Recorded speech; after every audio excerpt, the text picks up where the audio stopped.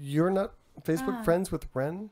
I don't know, Ren. Why aren't we Facebook friends? Why is that not a thing? I don't know. Well, you like joined the group after she already went to California, right? I think. No. No. I don't think It was, so. it was a very close time frame.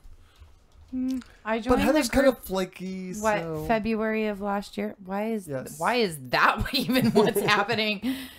Oh no, there's something up with the mouse. Yeah, right? I'm just going to say yes. Yeah. Or that, however you having- say that.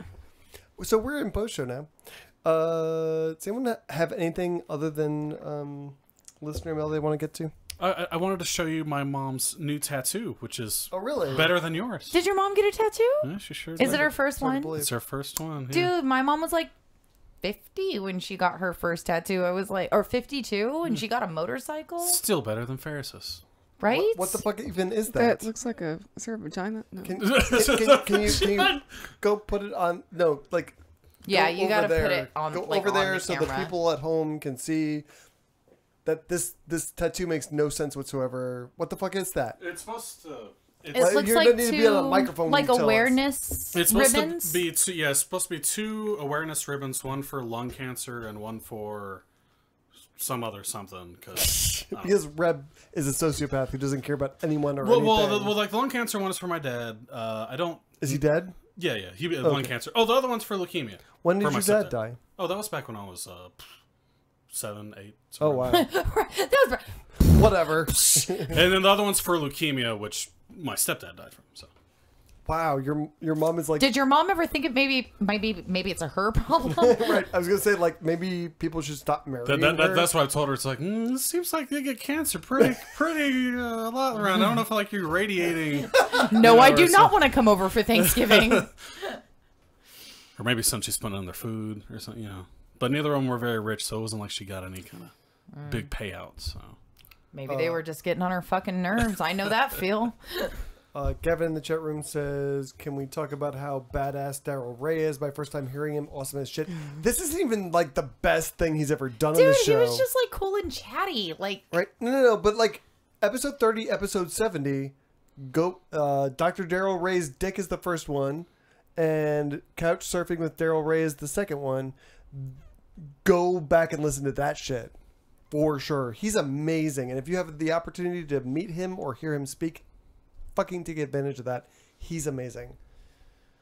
And you said he gives the best hugs ever, but he does. I have yet to experience that. What? Dude, He didn't hug you? You had half a hug. I got 2 when Christian introduced me to him, and when I left, I got bro hugs. I got the side hugs. Maybe you gave off like a bad vibe or something. No, on the way out, he was trying to give us like a group hug, and I was just like, no, dude. And so it was just like I got bro hugs. That's all I got. You got half a. Maybe I'll get good hugs in May. Darrel Ray gives the best hugs. I'm not saying ever. I'm not saying I'm on good hug level yet. I'm just saying I've yet to experience these amazing hugs. No, I get.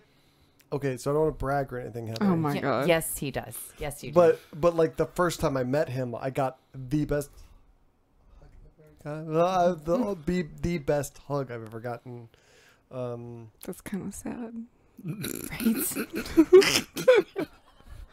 Darrel Ray gives You were the like- best hugs. You were like 48 when that happened. Right? Him and Seidel also shared an intimate hug as well, I'm sure. Yeah, but Seidel wasn't on board with it.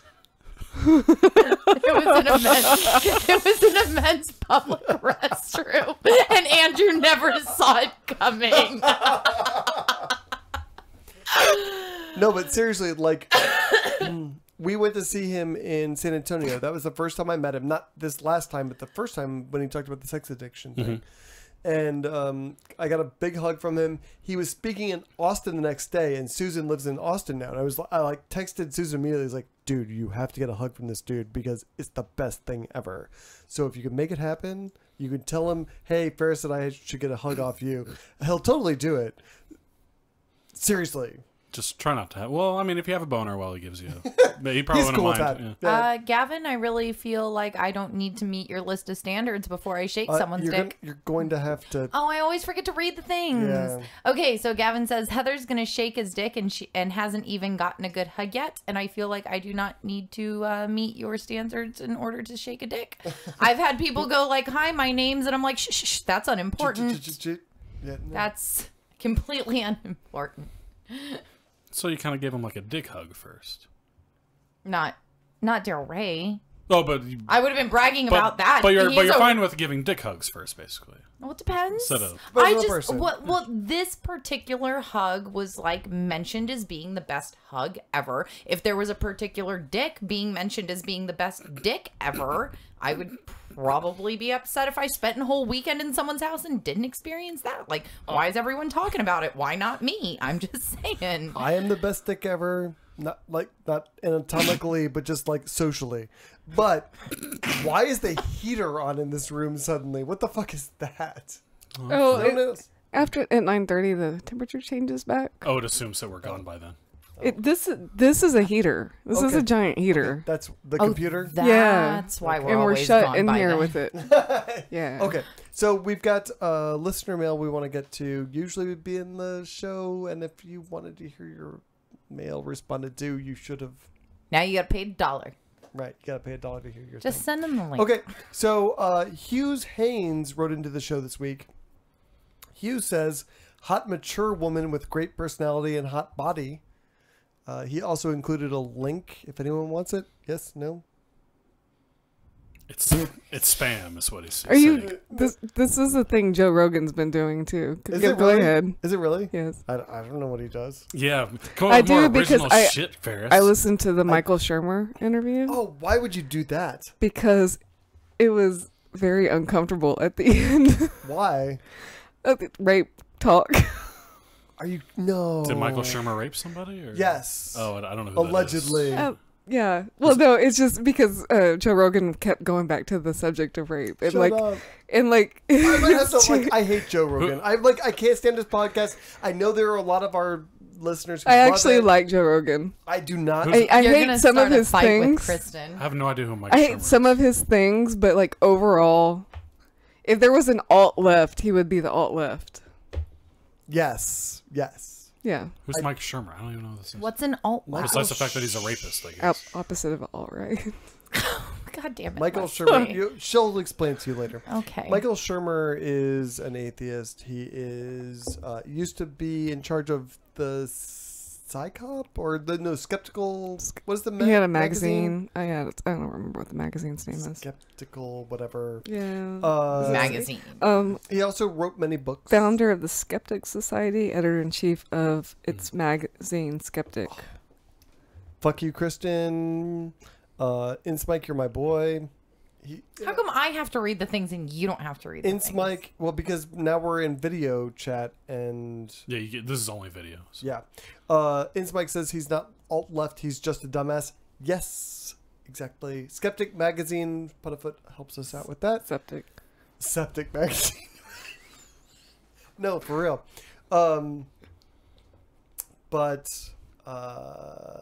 Yeah, Michael Shermer is awful. And so is... He's really boring to listen to, but So is Joe Rogan trying to get him to talk about rape or something, or? Yeah, the subject just kept falling back over to it, and I don't know if it was on purpose. He never brought up that specific incidents, but it felt like. Was it like the big rapey elephant in the room, or? I don't know. It's like I don't listen to Joe Rogan's podcast, but I assume for how popular it is, he has to do a little bit of research on his guests. I would assume, right. Or somebody does. Yeah, I mean, we don't. I mean, he does, but like we don't. Well, if there's a show sheet, I will. I mean, oh, yeah. Okay, then I don't. Okay. I did not know that I was ripping off Joe Rogan when I put that in the thing. Paul from San Diego wrote in this week about the bullet-stopping Bible story we talked about last week with a real story. Real. Cool. Be a little skeptical here. But right. Okay. So like Paul, we do. Paul writes, "Hey all, I was listening to your commentary early in the recent show about people claiming to have been saved by a bullet striking a Bible. I know a lot of stories are apocryphal or pure fabrications, but here's one that is real. Okay. Start your story. Okay, go. My best friend's dad, cousin's Roommate in college. I'm so sorry, Paul. Whom I knew personally, was a field chaplain in the Army in World War II. Like many World War II vets, he never spoke about the war to any of us, but told his wife about a time when he caught a bullet in the chest and was saved by an Army/Navy Book of Common Prayer that was in his jacket pocket. Although he was a United Methodist minister all his life, he never talked about this story that so many others would have exploited. Keep up the good podcast. He also included a picture of the Bible. That's how you know it's real? That's how you know it's real. It's for real. I wonder how many other people he's told the story to in private. Like, oh yeah, I don't want to like everyone to exploit it. I just want you to know that I've had a personal experience with God. Here's how you know. So okay, here's the book. Here's the book. Totally legit. Is that you in a tie though? Yeah, that's me in a tie. That's Snow White, totally drunk and passed out. Like you do. Right. So, so I'm sure Paul's story is totally true. So, okay, well, so he knew his best friend's dad back, and his best friend's dad was what, in World War II, and old enough to be fighting in World War II. So this guy would be like someone math. Go, Reb, go, math. How old is this guy? I'm shitty at dates. Oh, fuck. Ferris, math. I'm not even listening to you. I'm like yelling at people in the chat room about whether Joe Rogan is awesome or not. But and regardless of the age, I mean it's this guy telling this kid was or he whatever. like, let me run over to your house and like take a quick pic of this Bible, the Book of Common Prayer? It makes me think, like, if this guy is giving out pictures of this Bible, I'm sure he's not the only person he's told the story to and given that picture to. Sure. Well, no. This guy, he took this picture. Paul took the picture. But telling the story, like, the guy makes it sound like, oh yeah, he didn't want to use the story to sensationalize or whatever, but you're not the only person he's told that story to. Sure. Well, that's what I'm just saying. This is going to be like, like a 70-year-old book that's been shot, and he was just like, hey, let me snap a pic of that real quick for this podcast I listened to. Or just had it on his phone. Okay, but here's the other thing. Because I'm a little bit of a Civil War nerd. Little bit. Shut up. But this guy's uncle didn't fight in the Civil War. So. No, but... Darrel Ray likes to talk to people who have lived history. If you does he? Yeah. I've been a living historian. I've done Civil War reenacting. That's a politically correct way to say old as fuck. Nerd. I prefer nerd. Anyway, like, all kinds of shit save people's lives. So the original colonel of the 14th Brooklyn, my boys, Battle of Bull Run, got shot, but the bullet went through a pack of cards that he was intending to send to, like, he's a colonel from New York. He has all these bourgeois friends and whatever.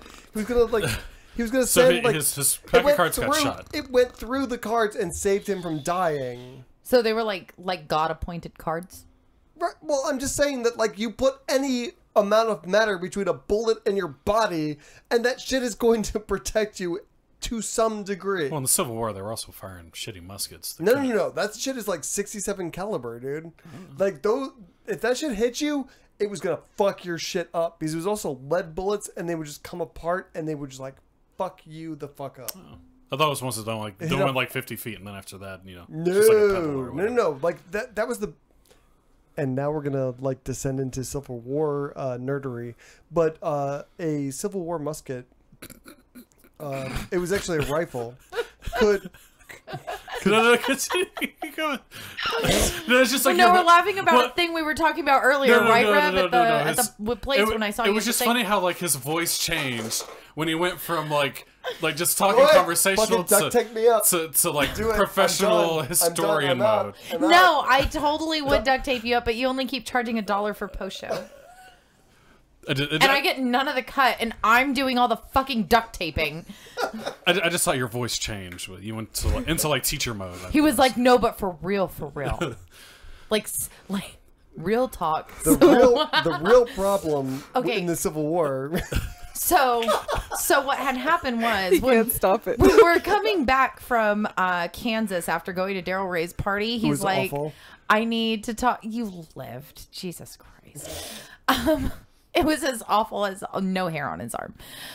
So we're coming back, and he was like, the awful thing about it was that he wanted to stop at this grassy area where some Civil War shit happens. And I got out, and he's like looking Can't for... you feel the history here? And I'm like, look at all this grass. Does he lay down in the grass and roll around?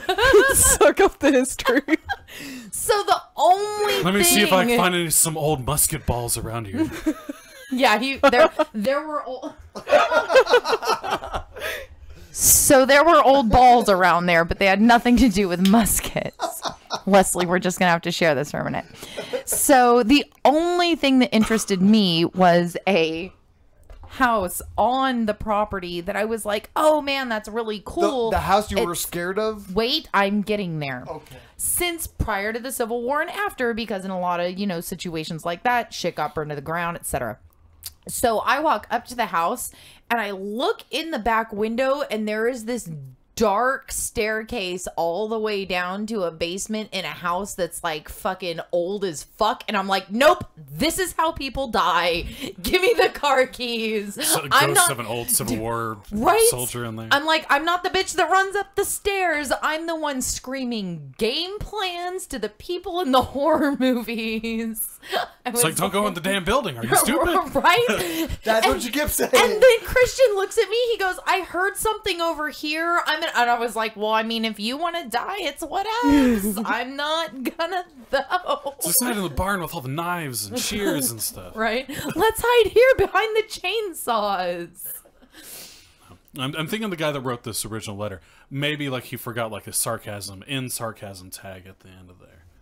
Maybe he really meant it to be, Oh my God! Like Jesus is like rising from the like he does. Grave. Rising from the pinata grave. It only took him a few months to do it. Like he does. I think we'll let the last one go. Whoa! Oh, what was the last one? The last one was about. It doesn't matter. Let's just. Nope. I have something to say about Joe Rogan. Oh, okay. Oh, One thing. Jesus Christ. Nope, just Jesus listen. Christ. Oh, wait. So, it's Mike. Wait. yes? It's Mike wants to know about muskets. I want to tell him about muskets. Can I Go do that? ahead. Go ahead. AtheistAirwaves.com, and you guys can talk all the fuck about He'll muskets. write you a dissertation about it. Dude, it's Mike, why? Why? Because he likes He likes it. musket balls. He likes old balls. Musky balls. Apparently. Musky balls. Okay, go ahead and defend your No. Listen, I never watched Joe Rogan in anything. I never I knew who he was, but I didn't like Fear Factor. None of his stand-up stuff. Nothing. Right. I only started listening to him whenever I listened to the Sam Harris one, and so far, I haven't listened to every one of them, but I've listened to a lot, and he goes off sometimes, but not nearly as much as what I hear people say. Really, I just okay. So I feel like I've heard the moon landing thing. I've watched a couple of episodes, and then I watched the Peter Boghossian interview where they talk about Brazilian jiu-jitsu for fucking 3.5 hours. That was an awful interview. It was But terrible. he's also an MMA guy, so why wouldn't he with talk about Peter that? Boghossian about... Yeah, because they both like jiu-jitsu. Why didn't they talk to him about his book stuff? Well, because they're both into fighting and MMA. Because Joe Rogan is awful. Okay, so... Apologies to all the people in the chat room. Also, it's Mike, you have Google. There's no reason for you to put the rest of us through this nonsense. Oh, they weren't using balls anymore by then? Oh. Well, it depends on what you're talking about, because... Okay. Thank you, everyone, for joining us. Well, because I assume the older farmers had shittier I could just guns. tell you. than... No, because there's... Enter. Thank you. Good night. Peace.